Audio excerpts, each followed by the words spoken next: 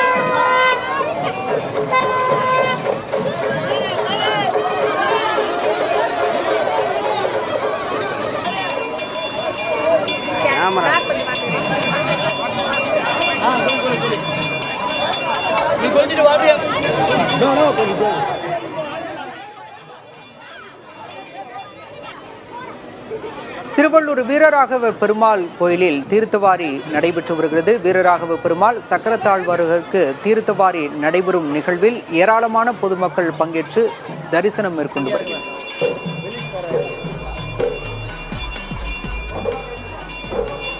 Vivekananda Educational Institutions is a gateway to quality higher education. Admissions open now. Tirchangodu Namakkal district and Sangagiri Salem district.